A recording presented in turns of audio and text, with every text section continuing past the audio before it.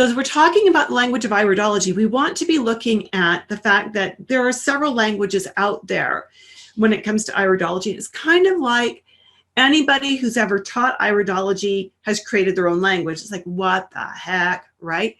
Have you seen that? That if you're looking at videos or reading books about iridology, different authors, different presenters use different words to describe the same types of markings.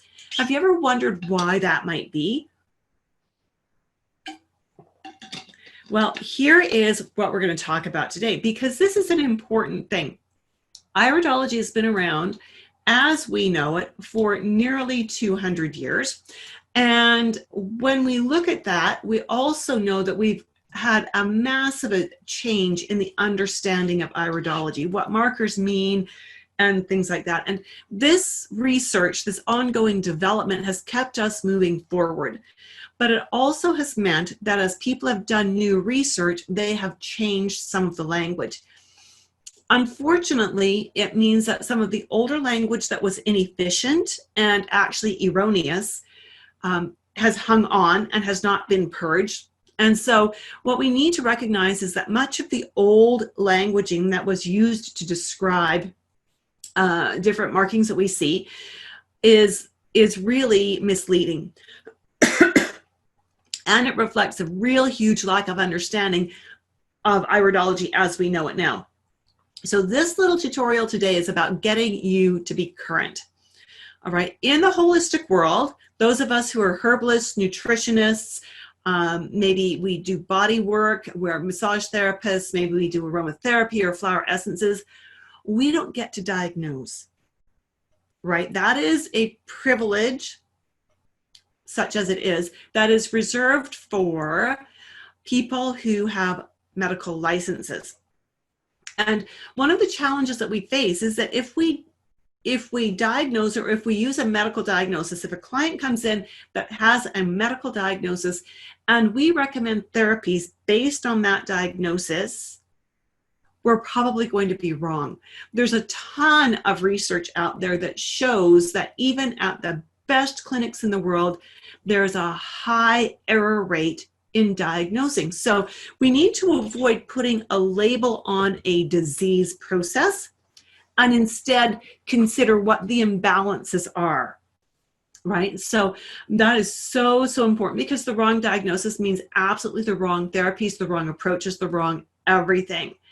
Now you're going to notice as we do this and as we look at the older language and compare it to the newer language, that the new language, the old language was very diagnostic. Now I want to just give you an opportunity here, in case you haven't done this already, to hop on over to Iridology Education, and when you see any kind of a pop-up or an invitation to download the Constitutional Iridology Map, go ahead, grab it, it's free. Initially on your computer screen, it's gonna look kind of scratchy, but if you actually print it up, it prints up beautifully. It's a really nice iridology map. My name is Judith Cobb. I'm a master herbalist, a natural nutrition clinical practitioner, a certified iridologist, and a certified comprehensive iridology instructor. I've been a holistic health coach for 4 decades, for 40 years. I've been an iridologist for 40 years. I've studied 3 different styles of iridology, have thrown away what didn't work, have kept what did work. I'm the wife of 1, the mom of 7, the grandma of 8, and I live in Calgary, Alberta, Canada.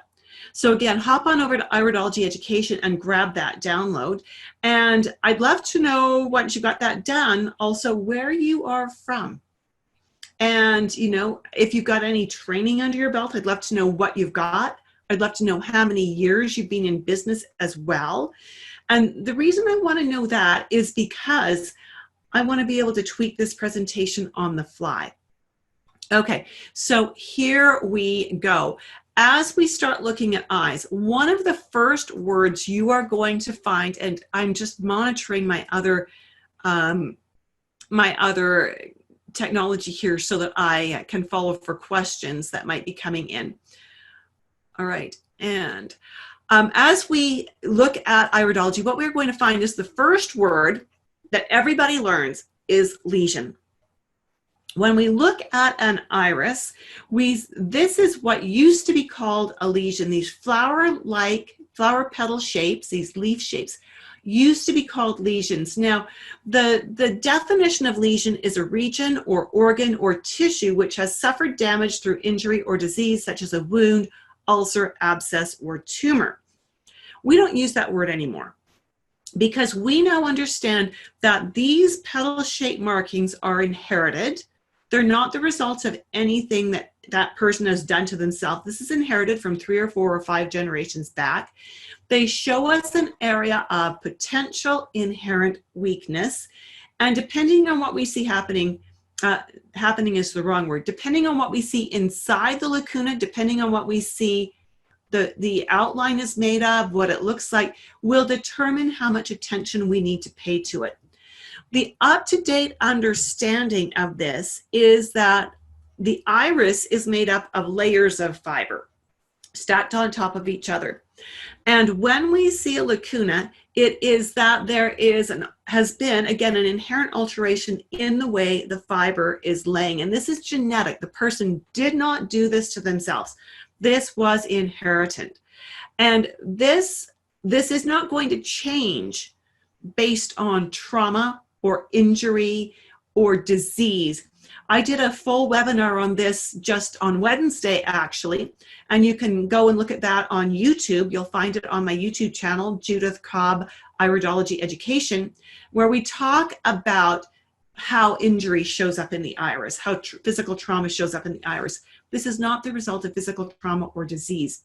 And so the name we use now for this marking is lacuna, because lacuna simply means a gap or a space.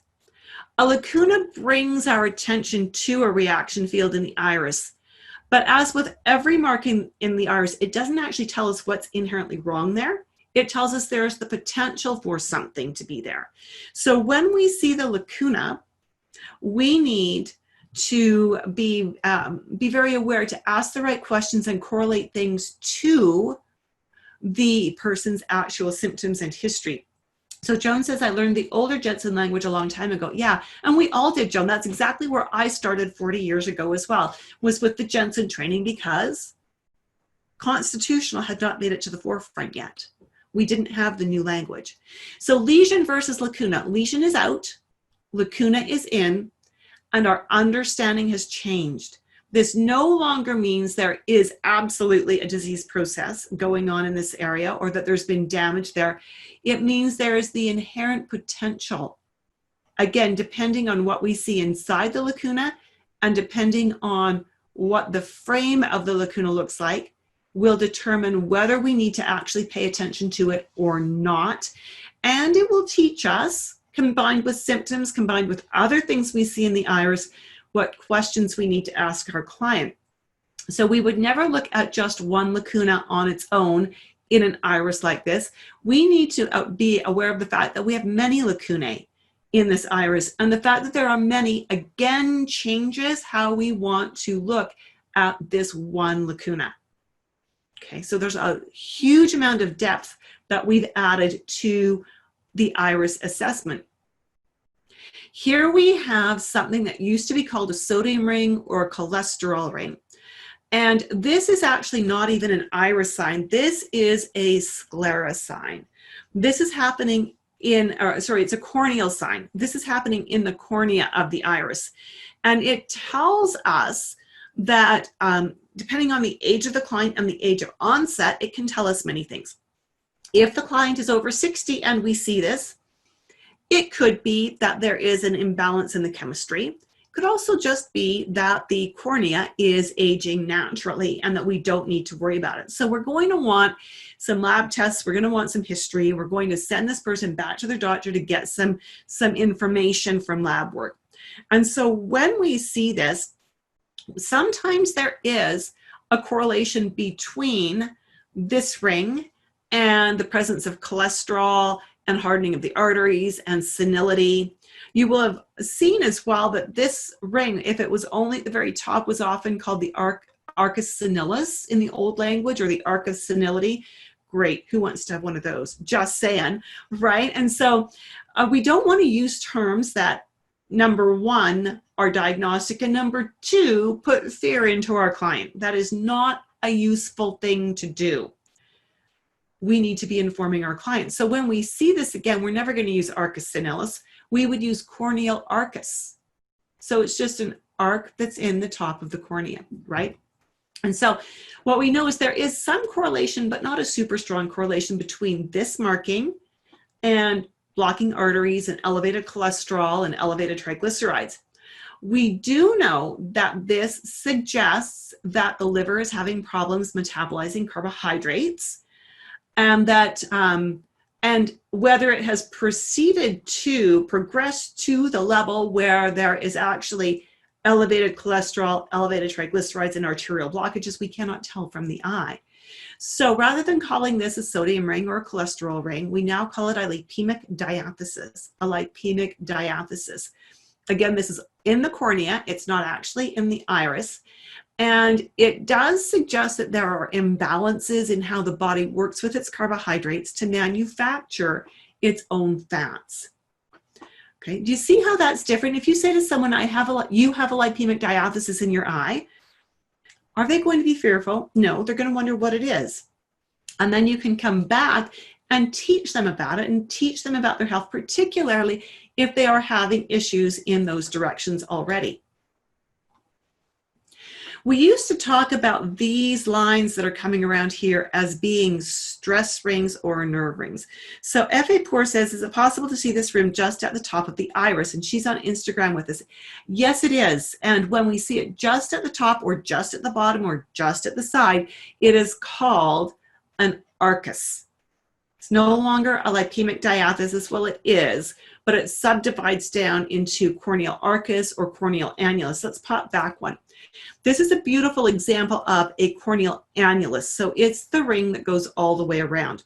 If this was only at the top of the iris or at the side of the iris or the bottom of the iris, it would be a corneal arcus. They all have the same root, and they all fall under the umbrella of lipemic diathesis, and we work with them in the exact same way. We ask the same kinds of questions, and based on their diet, their lifestyle, their family history, we will then choose appropriate recommendations for our client. Good question, F.A. Port. Thank you for asking that. When I studied iridology the first time 4 decades ago, we were taught that these things were nerve rings or stress rings. We were taught that they meant the person was under a significant amount of stress, and that if the person would just learn how to chill and take their B vitamins, these would go away. We were also taught that if you had 3 complete rings around the eye, you were either going into or coming out of a nervous breakdown. We now know all of that is incorrect. What we do know is they are not the result of stress. They do not go away when stress goes away. They are instead an indicator that this person lives their life in the sympathetic nervous system response zone. Do you know what that means? Do you know what the sympathetic nervous system is and does and how it helps you? If you do, give me a I know in the comments. Do you know what the sympathetic nervous system does and what its symptoms are? I know or I don't know. Give me a comment here so I know if I need to describe that and explain it. Or if you want me to explain it, just say explain, please, and let me know. Any ideas? All right, I'm going to assume that everybody knows what this is because I'm not seeing anyone say they don't know. So when someone is living in that sympathetic nervous response zone, it means their pupil expands rapidly when they are under stress. So that's just one very minor indicator of it. And as the pupil expands, it crinkles the fibers that are in the eye and creates these creases. And as it creates those creases, they look like what you see in this image on your screen. And so when we see this, we know a few things. This person responds very quickly to stress. They respond very intensely to stress. They are list makers. They like to accomplish many things. They are goal setters. They love to be busy. They do not waste time well. And they really want to be always progressing. And so when we see these, we know we're working with an achiever, and we know we're going to need to support them.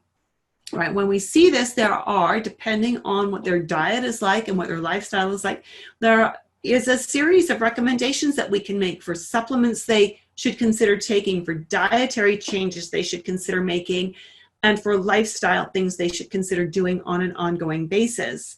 Now, having said that, just because we have these lists of things we can suggest doesn't mean everyone is going to get the same recommendations, right? We are going to ask the person questions about their diet, about their supplements, about their lifestyle, about their history, about how they respond to stress, in order to assess and determine what recommendations we need to make.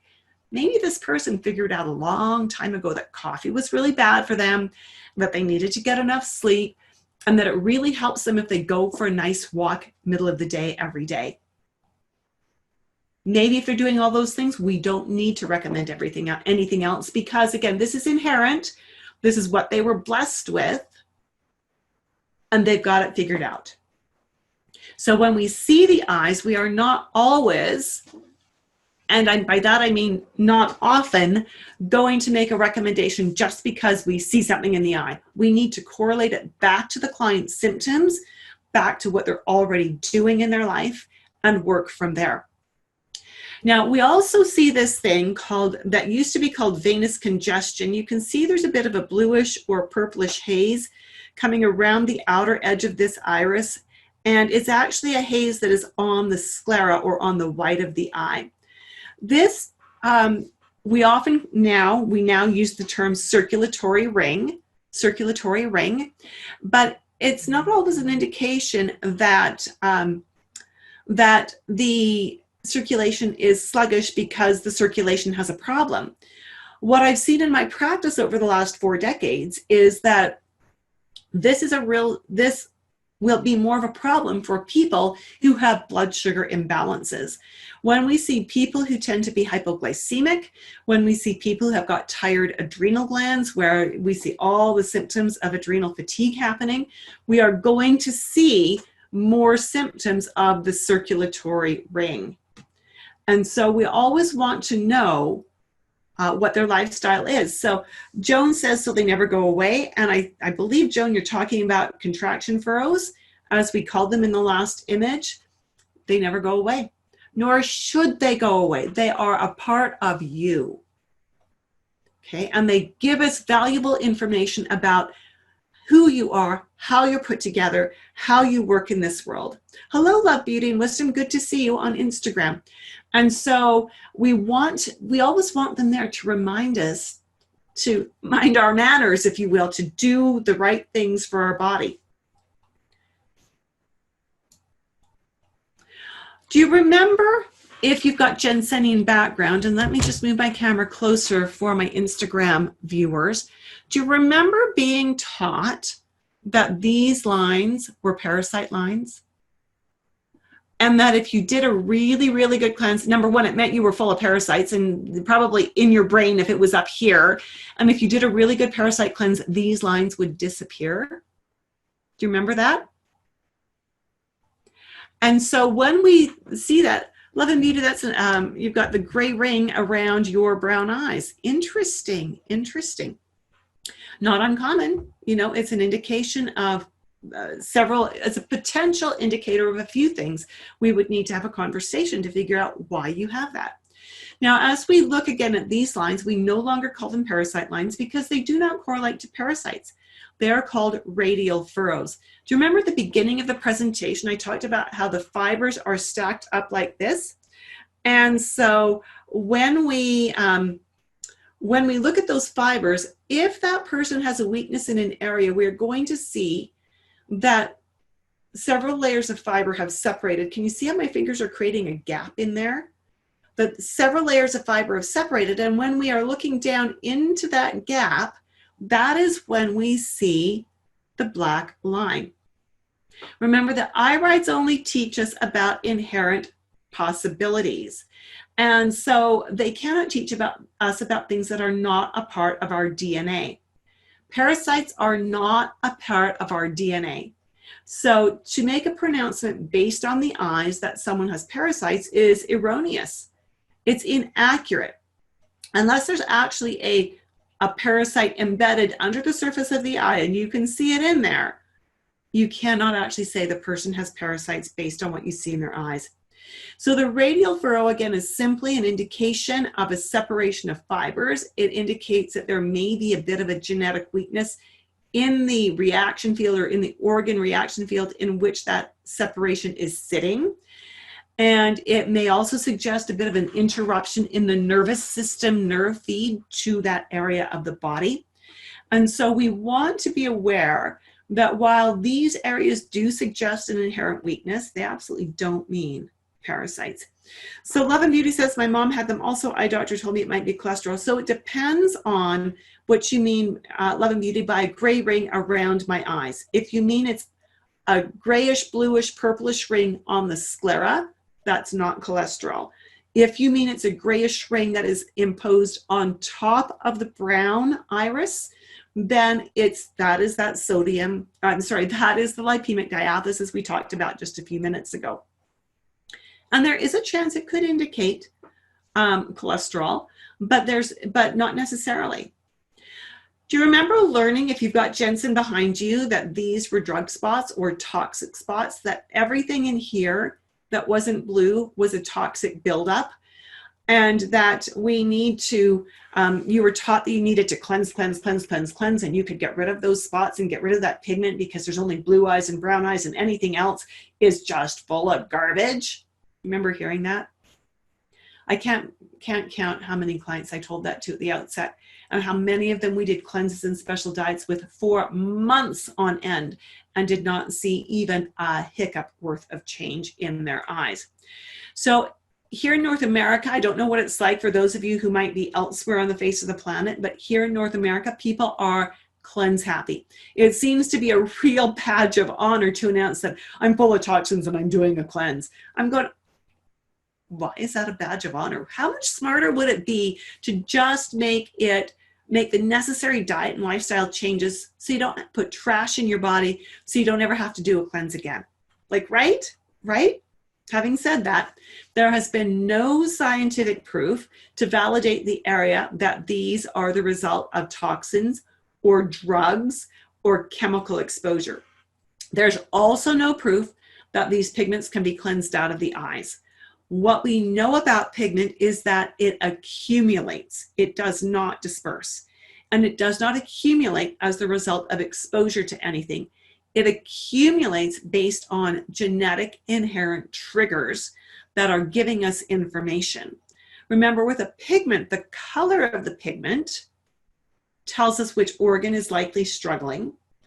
The placement of the pigment tells us which organs are bearing the brunt of that struggle, the trickle-down effect, if you will.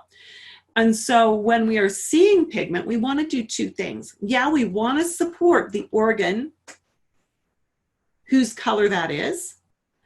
And depending on how serious the impact has been on that organ reaction field, we may need to support there.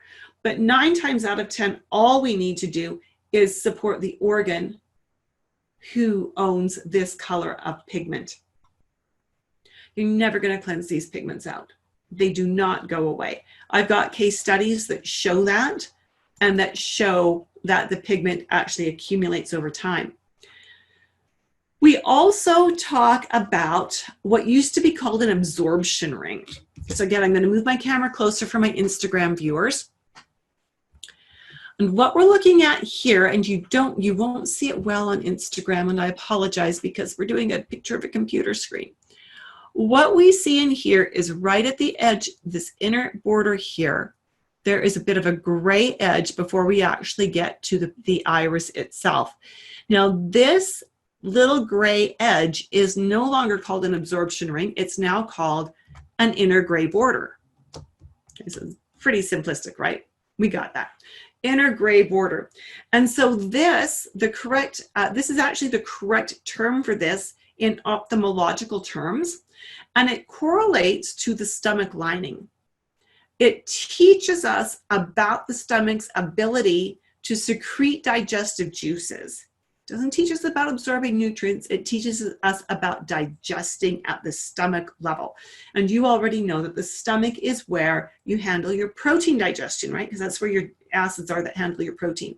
So when we see this, we know that the person that we're looking at, probably, even if they don't have any symptoms, doesn't handle their protein well and is probably going to need lifelong support, either via dietary changes or by supplements or both, in order to digest their proteins fully. The rheumatic eye. It used to be that when we saw an eye that was this white, we called it a rheumatic eye. Doesn't it make you think that that person has rheumatoid arthritis or has rheumatic fever or something like that? We now call this the febrile eye. This kind of whiteness in an eye, where the eye is really, all the fibers are bright, bright white, and there's no other colors in there. We've got no yellow, no brown, no orange, no nothing. It's just bright white on top of that blue. Tells us that this is a person who has a history of fevering easily, more as a child than as an adult, but a fever may still, even as an adult, be their first warning symptom that the immune system is kicking in to fight an infection. Okay, so it has nothing to do with rheumatism. It has to do with how this person fevers.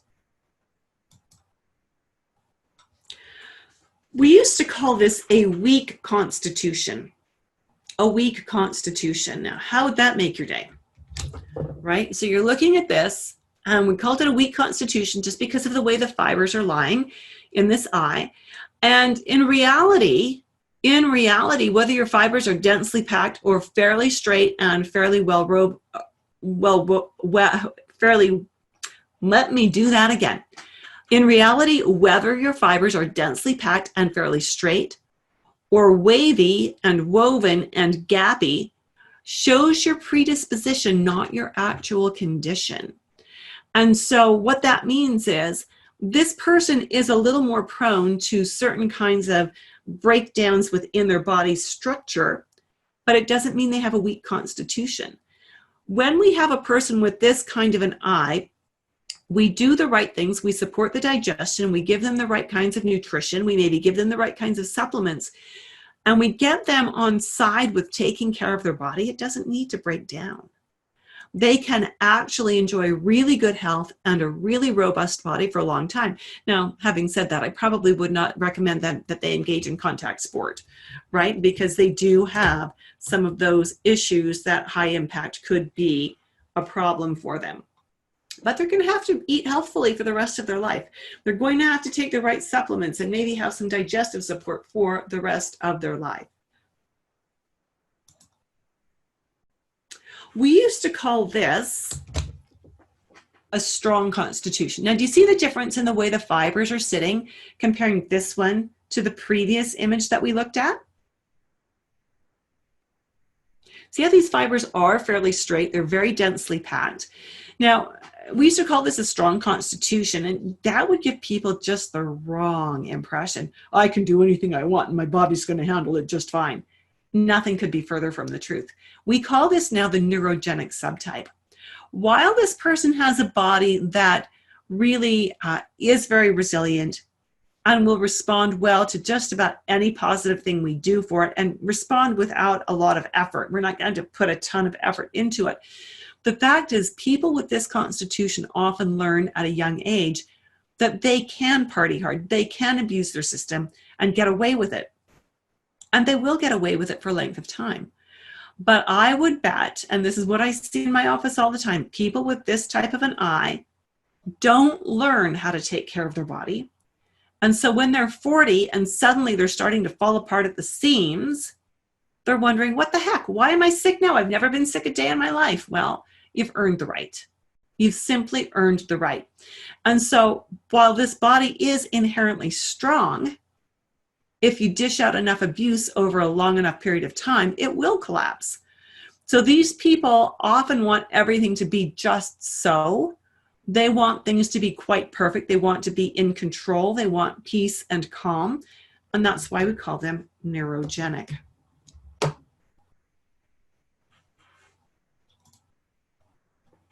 Oh, do you remember as a Jensenian iridologist, maybe learning about bowel pockets and teaching people that if they had little spots like this in their eye, they had bowel pockets that were full of toxins, and oh my goodness, that was deadly?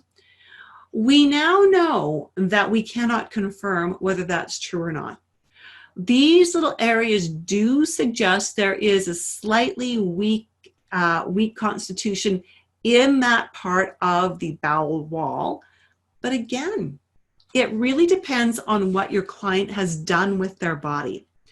If they have eaten well, as in made good choices, if they have done the right kinds of supplements, if they've taken good bowel care, they might not have any issues at all. We no longer call them bowel pockets. We now call them crypts.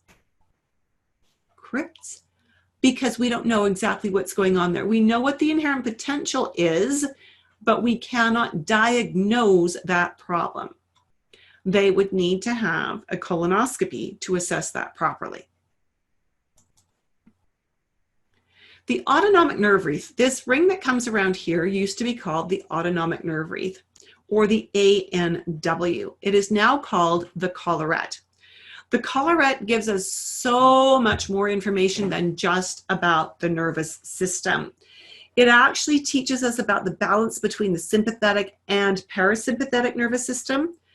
It teaches us about the tone of the intestinal tract inherently.